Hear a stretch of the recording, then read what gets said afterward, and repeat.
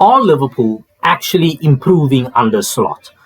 Or are they in the middle of one of the most disappointing seasons we've seen in recent memory? Because let's be honest, this season hasn't just been about control. It's been about inconsistency, losses to teams they should be beating, exits from every cup competition, and performances that just don't match the level of the squad. And now the question isn't just tactical. It's structural, it's managerial, it's selection-based. Is this a system that's struggling to function, or are decisions and rotations and trust in certain players making things worse? And that's what we're breaking down today. All right, so let's set the stage, because this debate didn't just come out of nowhere. So if the results are inconsistent and the performances are fluctuating, then the question becomes, is this simply a transitional season, or are we seeing deeper structural problems in how this team is being managed? Because one thing fans keep pointing out is this: when Liverpool look good, they look very good. But when things go wrong, they go wrong fast. And that inconsistency is what's driving the frustration. Not just the defeats, but how they're happening. If you look at the patterns, there are moments of structure in build-up. But in open play transitions, the team often looks disconnected. And that leads to a bigger tactical question. Is the system itself unstable under pressure? Or is it being disrupted by selection choices, rotations, and a lack of continuity? And that's where this analysis gets uncomfortable. Because it's no longer just about tactics on paper. It's about whether the system can survive the realities of elite football week after week. So if we zoom out from individual matches, a pattern starts to emerge. This isn't just about one bad performance or one poor result. It's about consistency, or at least the lack of it. Because when Liverpool are in control of games, they look structured, they look aggressive and dangerous. But the moment they lose control, it doesn't just dip. It collapses into transition chaos. And this is where the criticism gets louder. Fans aren't just reacting to results. They're reacting to how predictable the problems are becoming. Same issues, same spaces, same vulnerabilities. And at this level, that becomes a serious concern, because elite teams don't just fix problems in games, they eliminate them structurally. So the question becomes, is this something that can be coached over time, or is it really a structural limitation of how the team is set up? And that's where the debate really sharpens, because now we aren't just talking about form anymore. We're talking about identity. So let's talk about the real problem that keeps showing up. Because if there's one area that keeps exposing Liverpool, it's what happens after possession breaks down. When the press doesn't land properly, when the midfield is stretched, when the fullbacks are high, there's space, and a lot of it. And this is where the system really gets questioned. Because this isn't just one-off moments.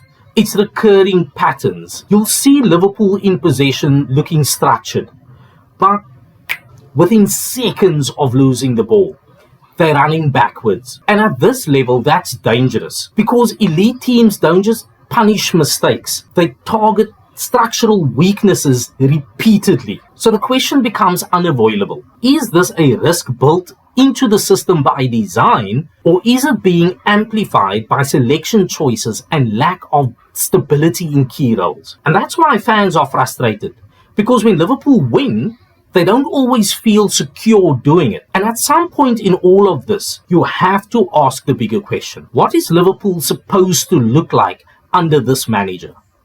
Because when you strip away the noise, the results, the debates, you're left with something simple. Do we actually recognize this team week to week? Because one week it looks structured, the next week it looks completely disjointed. And that lack of a clear, consistent identity is what's driving so much of the frustration. Fans don't just want wins. They want to see a style they can trust, a system they understand, a team that feels stable. And right now, even when Liverpool win, there's a feeling that Something is still unresolved underneath it all. So the real question becomes, is this identity still forming, or has it already been defined and the fans just don't like what they're seeing? And that's where we bring it all together. Let's do that. Let's bring it all together. Because we've looked at the structure, we've looked at transitions, we've looked at selection decisions, and we've looked at consistency, or at least the lack thereof. And when we step back, a pattern becomes impossible to ignore. This is a team that can look elite in moments, but unstable over full matches. Because depending on which games you focus on, you can build two completely different narratives. One narrative says, this is a team still bedding in, still evolving, still being shaped under a new manager. The other narrative says, this is becoming predictable, and that same issues are repeating, and the fixes aren't arriving fast enough.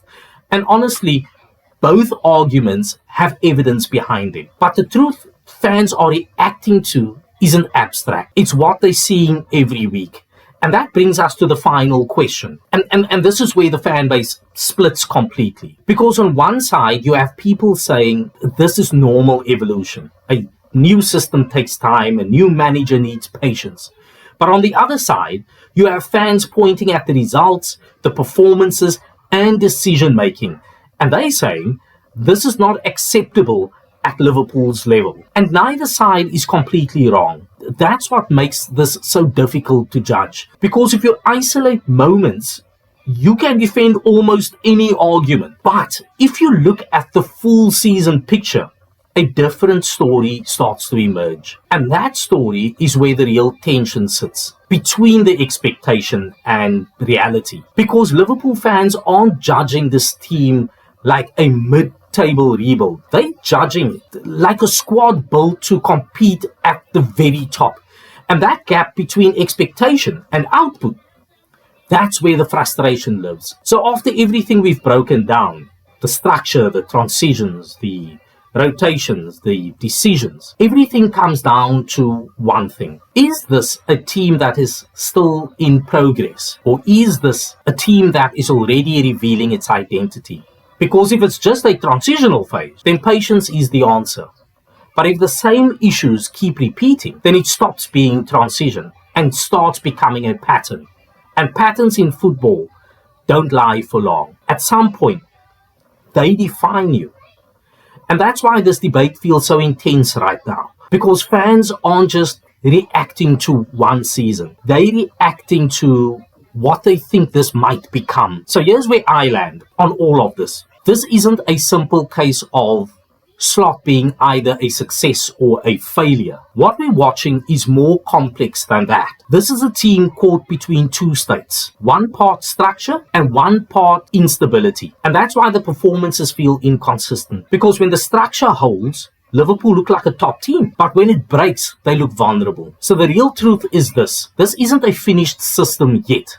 But it also isn't a system without ideas. And that's why the debate will continue. Because every match gives you evidence for both arguments. But what cannot be ignored is that consistency is the currency of elite football. And right now, that's what Liverpool are searching for. So I'll leave you with this question. Are we watching a system still being built? Or are we watching the limits of what the system can become? If you enjoyed this breakdown, drop your thoughts below, and I will see you over there.